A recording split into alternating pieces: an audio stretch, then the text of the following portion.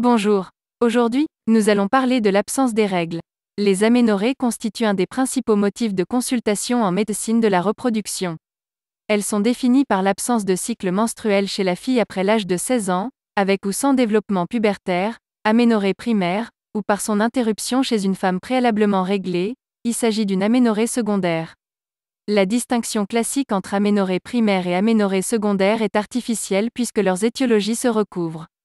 Elle souligne simplement que les premières relèvent surtout de causes chromosomiques et génétiques. Il faut savoir que l'absence de règles est physiologique pendant la grossesse, la lactation et la ménopause. En dehors de ces périodes, l'existence de cycles menstruels réguliers témoigne du bon fonctionnement de la mécanique ovulatoire et de l'intégrité de l'organe cible utérin. Un cycle ovulatoire nécessite la parfaite intégrité anatomique, fonctionnelle et moléculaire de l'axe gonadrotope.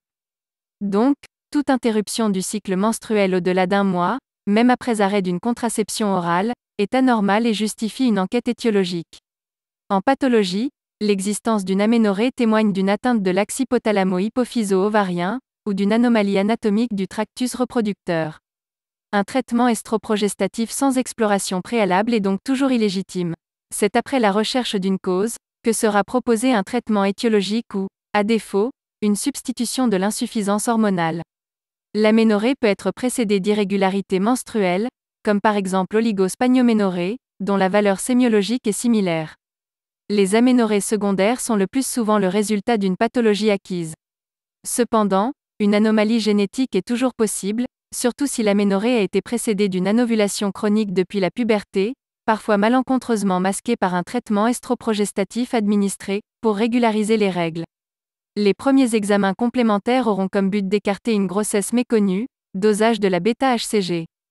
Si négatif, les dosages hormonaux sont de première intention, l'estradiol, la FSH, la LH, prolactinémie, et la testostérone. Si la FSH diminuée ou normale, avec œstrogène bas.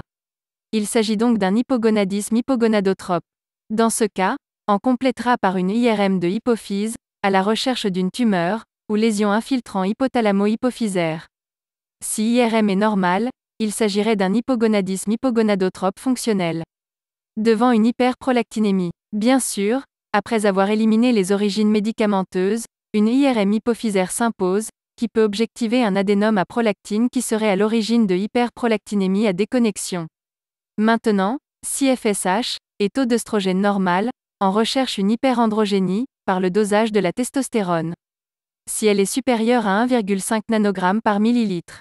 Il s'agit d'une tumeur sécrétant des androgènes. Si le taux de testostérone inférieur à 1,5 nanogramme par millilitre. On fait le dosage de la 17-hydroxyprogestérone. Si le taux est normal. On est devant un syndrome des ovaires polykystiques. Si le taux de 17-hydroxyprogestérone est élevé. On est devant une hyperplasie congénitale des surrénales. Si FSH est augmenté, et taux d'œstrogène diminué. Dans ce cas, il s'agit d'une insuffisance ovarienne primitive. On demande un karyotype à la recherche d'une génopathie, soit le 45X, pour le syndrome de Turner, ou 46XX, pour le syndrome de l'X fragile. De causes auto-immunes, iatrogènes, virales et ou génétiques. Si vous avez des questions, ou des remarques, n'hésitez pas de les laisser dans les commentaires. Merci, à bientôt.